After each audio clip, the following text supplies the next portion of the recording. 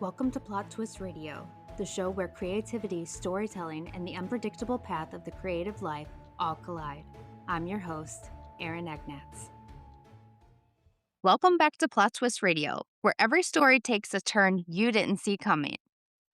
Today's episode dives into a space where storytelling meets science and maybe even something a little cosmic. I'm joined by a writer who has explored everything from fiction and screenwriting to the fascinating intersection of wishing, neuroscience, and what she calls cosmic collaboration. From building imaginative worlds filled with wish cafes and metaphysical mysteries to grounding those ideas in real scientific concepts like neuroplasticity, she brings a perspective that challenges both skeptics and believers alike. If you've ever wondered whether there's more behind intention, manifestation, or even the simple act of making a wish, this conversation is going to take you down a few intriguing rabbit holes. So let's get into it. Hello and welcome to the show. Thanks. I'm so excited to be here. I know we have a lot of different things we can talk about, and I've followed your show. I think hopefully everybody else is a fan, and I'm just looking forward to getting to know you better and sharing whatever you want to hear.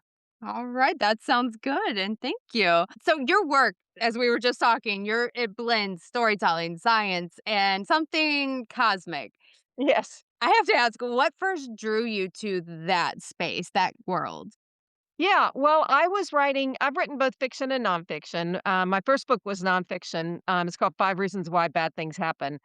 And then I got into fiction and got loving fiction and then wrote screenplays and a bunch of other things. And I was writing a kind of a semi-autobiographical novel. It's called A Love Story to the Universe. And it's this kind of, definitely a kind of magical realism kind of world where it's written in four parts and it's kind of semi-autobiographical, like I said. And as I was writing it, the fourth little section or part of it, I was creating this world I call upstairs, where wishes are sorted and granted, and you can kind of imagine that there are wish fairies that are deciding, like, oh, there's somebody made a wish. Now we have to decide and route it. And there's like this whole ecosystem with a cosmic wish cafe and a comedy club and a history of wishes museum and all these kind of things. So I was just in this, fanciful world because I like to tell people, like, I'm a storyteller, not a scientist. So I want to make that clear. Right? And, so I was writing that world, and then one night I'm listening to a lecture on neuroplasticity, because that's some weird thing about me and, okay, when I can't sleep, I listen to science lectures. And I was like, "Wait a minute, is there science in wishing?" And so that's what led me to write The Art and Science of Wishing, where I cite over 70 different scientists and went crazy with, like, all the aspects of wishing. And then I don't know if you wanna get into the cosmic thing or how that all weaves in as far as the use of cosmic, but I'll let you guide. You tell me what you wanna know. All right, that sounds good. Actually, I do want to get into the cosmic because I find it so fascinating. I don't necessarily understand it. I try to, but I'm so fascinated by it. I find myself going deeper and deeper into those rabbit holes. Maybe I'm trying to get further away from reality as of, the world right now, but Yeah. I'm so fascinated. So, yeah, what would you like to tell me about it? Because I'm an open book. I'm ready to learn. Yeah, I think we have that in common. I like to consider myself like this explorer of metaphysical mysteries. Like and when you're an explorer, you're always exploring, right? I mean, you think you have the answer and then there's another answer and you want to look at more answers. And so I think that's kind of the aspect of what happens with us. But it's first I had to kind of decide, well, what is the difference between a wish, a prayer, and a goal? Right? Because, I had to put it in that kind of context. And I don't know if you wanna guess? Do you wanna kinda guess what that is, or you want me to just tell you? I will let you, I think I'll let you tell me. I don't wanna put you on the spot, but basically, it's probably what you were gonna say, which is a goal is usually something in your control, right? Mhm. It's like you set the plan, you make this goal, that's gonna happen. Then a prayer is usually completely opposite, it's something out of your control. So you're just releasing it to some sort of outside energy, however you wanna define that, and that could be religion or could be some other kind of element. And so that was kind of the framework, and then a wish is somewhere beautifully in between.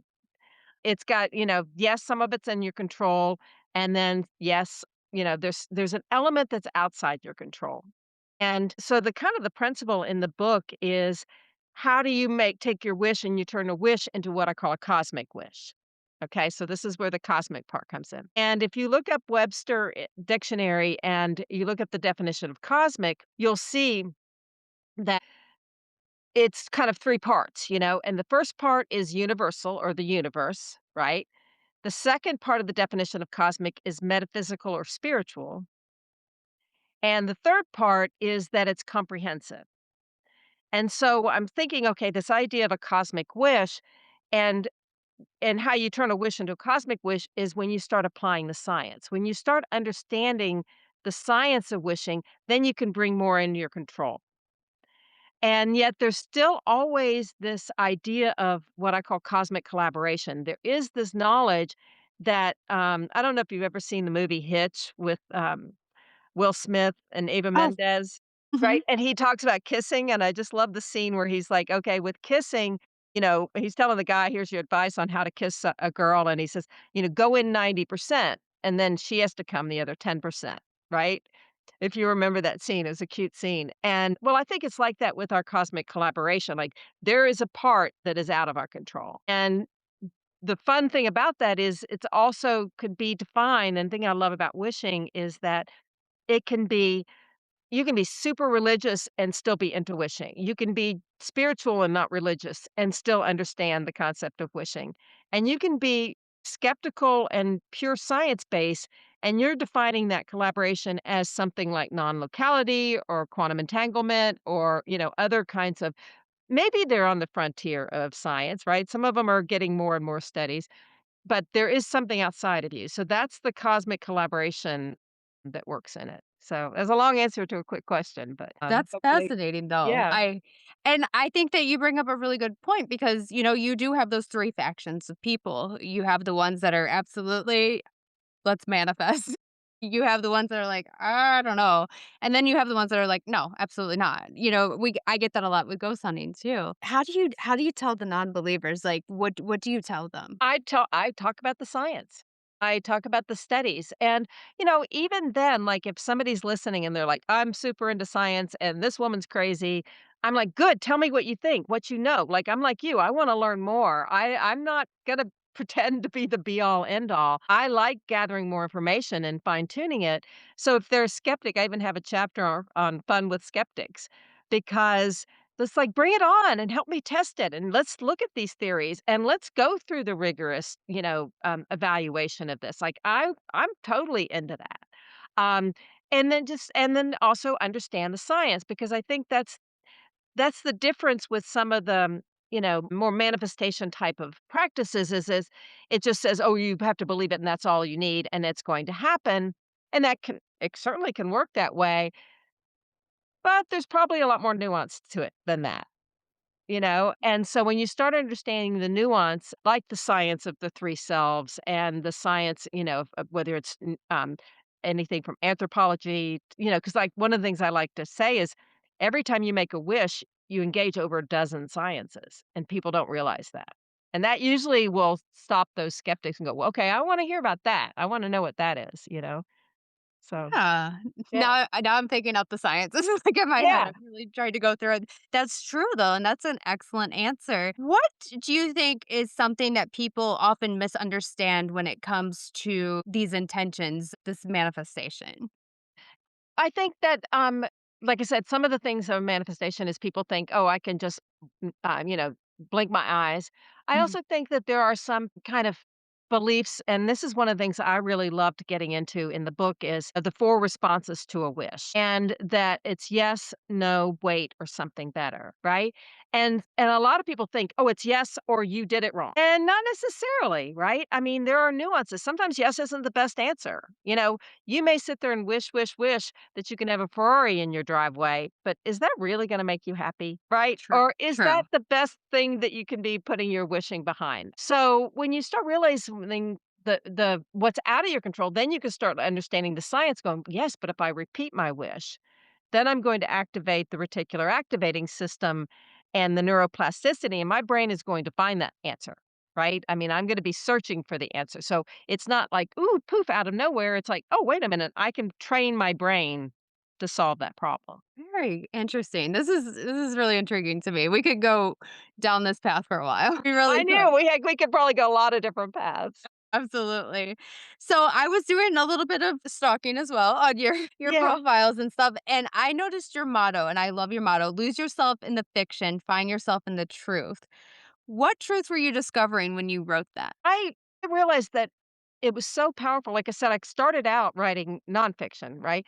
And then I started getting into fiction, and I realized that first of all, you have a lot more freedom with fiction. You can go down any road. You can create a magical world where wishes are answered and everything like that. And also that in fiction, it opens people's minds more than nonfiction. They can suspend, I mean, and there's actually science. I did the research. There's actually science on how they suspend the disbelief. Right? So it's like you don't have to believe in time travel to enjoy Back to the Future, but it does get your brain kind of thinking in different pathways. So that's really it is like, and there's, as a writer, and I'm sure you know this, is there's two big compliments. One is I couldn't put the book down. I stayed up all night. Right. And the other, well, three compliments. That one, I've read it more than once is another big one. And then the third one is I kept reading the same page because my brain was just like, this is so deep and I need to absorb it. And this is really cool stuff. And I'm like, I'm gonna sit with this for a while. It's gonna take me. And I've got all these questions about this concept in there. So I think that's what happens with your brain. Whereas if nonfiction, a lot of people aren't going to pick up books on the, out there stuff that I might write on a nonfiction basis, but on a fiction basis, they go, "Yeah, well, this sounds like a fun adventure." I mean, like Outlander, you don't have to believe in falling through rocks to go through time, but it does, it does tell you a good story, but it also opens your mind, like, into possibilities. Absolutely, and I think reading in general just opens your mind. When I was younger, I would not read. I would not do it, would not pick up a book for anything. But as I got older, I think I discovered Jane Austen first with Pride and Prejudice, and I immediately escaped into her world, and if you kinda put yourself there, it does expand your mind. Obviously, the story is not exactly real, but, it is expanding your mind, it's helping you think, it's helping you grow, and that inspired me to become an author, so, I mean, words are That's so true. powerful. Yeah, yeah, and it also, they say, I mean, if you I forget the, expression now, and I think it might have been Dickens who said it, but something like, you know, about the power of reading, you know, breaks down barriers. You start looking at different time periods or different nationalities or different lifestyles, and so many it expands your world in that way so that you can start it builds empathy, it does all kinds of really beautiful things because you can read something and go, "Okay, I've never been in prison," but then I read this book of this man that was in prison for, 26 years or whatever. I'm wrongly accused, all Mhm. these kinds of things, and you're like, "Okay, wait a minute," or I'm transported to, Victorian England or whatever that was. Yeah. Yeah, yeah, and it can really, help you in that regard, I think. Absolutely, it really can. So, as far as your writing process goes, do you prefer I think I already know the answer to this, writing fiction or nonfiction? Wow. Well, I throw in some fiction and stories in the nonfiction, right? Because I Mhm. have like these little stories that I'll throw in. And like, for example, on the wishing, one of the stories I talk about is imagine you were in the Black Plague, right? In the Middle Ages. And there are people are dying. 50% of the population is dying. There are literally rotting corpses in the street. Nobody knew what it was, and people stopped wishing. And can you imagine a world with no wishing, where everybody stopped wishing, right? So to tell it as a story, and then there's more to that story, but to tell as a story, you're like, okay, now you're bringing it home, right? This is not just me saying, oh, wishing is important in this reason, So adding the storyteller element does help. And people say, "What's your favorite book?" And it's always the one I'm writing, and you're probably like that too. It's like, okay, Uh-huh. yeah, it's like the one I'm right in the middle of right now. That's the one that is my favorite. So it's Sophie's Choice, I think. 'Cause, Right. you know, I mean, I love the imagination in non in fiction, right? I Mhm. mean, I love conjuring worlds and that kind of thing, but I like it all. Yeah, and I like the balance that you have. I find it so much harder to write nonfiction. I've gotten away from it just because like you said, sometimes it's hard for people to hang out in that genre, you know what I mean? A lot more people want the fantasy and everything, but I find that books, about, like, the cosmics or ghost hunting because of me, I Yeah. find those interesting, but they are hard to write, for at least for me, because I don't know, I guess I'm always living in a fantasy world, maybe that's why. Well, I think there's a bunch of things with it. One is it's more left brain than right brain, right? And so you have to pull a logic to it. You have to pull those kinds of threads in nonfiction. And in fiction, whether you're a plotter or pantser, there's still a pantsing that goes with it that you get in a flow and that flow is happening. Right. I mean, as an author, I know you probably know what that's like too. It's like when you finish the book, you're like, okay, wait a minute, that flow's gone. And where is it? Because I love that energy. And that is different. You don't really get that as much with the nonfiction, right? You're like, "Okay, did I make my point? And was it, do I think the reader enjoyed it? And is it gonna give them something that's gonna change their life? Yes, okay, I can do that." Yes. But you can't write worlds of magic and, I mean, I do, obviously. It started with this magical world, but, I get to throw a little of that in there, I guess. Oh, yeah, absolutely. So, you brought up The Plotter or Pantser. Which one are you? In In nonfiction, I mean, in fiction, my first novels that I wrote them totally as pantser. Like, I knew the end of the first book, and then I pantsed it from the beginning all the way to get to the end. And it's a lot faster, right? Yes. But when I wrote, I had a trilogy come out a year and a half ago that's called We Meet Again, and it's this epic reincarnation mystery and love story about a famous couple reunited today to fulfill a prophecy that will change the world, right? This kind of epic story. And that one, I started out thinking it was going to be a television series, and I actually wrote it with that kind of flow in mind and that kind of story building in mind, thinking, hey, if it's this many episodes, this is how it's going to structure. And um, with something that deep of a mystery, I had to know where it was gonna go. It was kinda like my one of my favorite TV shows is Lost. I don't know if you were Mhm. a fan of Oh, Lost, yeah. but it's like, they were pantsing a little bit, I mean, like and so you're like, "Okay," and as a writer, you're like, "They did a really good job of pulling together the plot, but they had to do some pantsing because they didn't know what the end was gonna be," right? But Right. you sit there and think, "Okay, this one I had to know details," and whenever in those books, I had fun with if I'm gonna give you a description of a detail, it means something.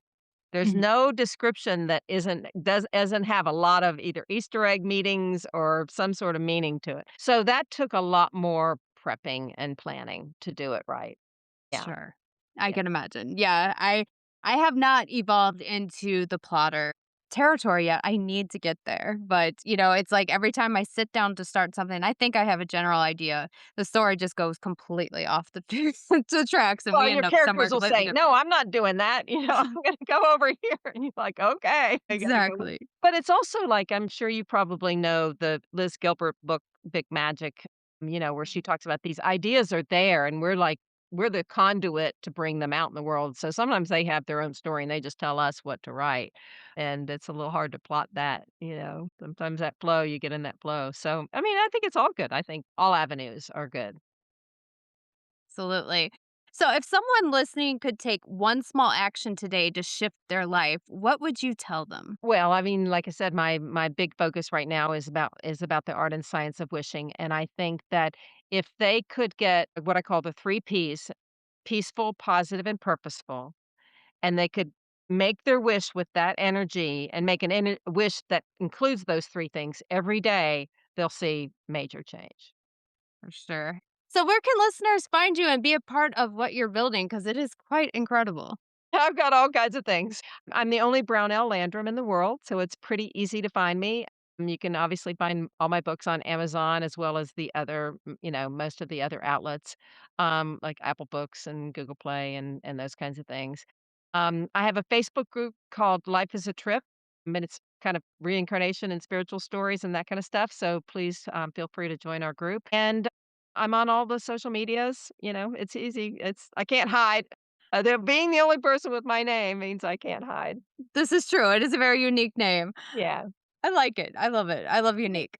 Well, you'll like this. I was in a writers group and they said, and I thought, let me go in there and ask. I posted anonymously. Said, if you saw a writer with this name, what would you think? And they came back and said, African American, middle aged man who's a college professor in Michigan. I thought that Slightly was so different. cool. I was like, I like him. I want to hang with him. Yeah, he sounds like a cool guy. Maybe he's your science professor, you never know. Yeah, I just thought that was so good. That is awesome. A little different than who you are, but it's okay. Yeah, a few shifts there, but it was fun. Yeah. I love that. Well, I will make sure that all of your links are in the show notes, and I appreciate you taking the time to talk to me today, especially about the cosmics, because I am so intrigued. I'm gonna go research now. Yeah, well, thanks. Yeah, it's really fun, and I've had a great time. Thank you for having me. Thank you. I don't know about you, but I feel like we just opened about 10 different doors into ideas I'm definitely going to keep thinking about. Whether you're someone who leans into the science, the spiritual, or somewhere in between, there's something really powerful in the idea that we're not just passive observers in our lives, we're participants, maybe even collaborators. If you want to explore more of her work, I'll have all of her links in the show notes so you can dive deeper into her books, her writing, and everything she's building. And if you enjoyed this episode, don't forget to follow, rate, and share Plot Twist Radio. It helps more than you know and keeps these conversations going. Until next time, keep questioning, keep exploring, and remember, sometimes the biggest plot twists happen when you start looking at the world just a little bit differently.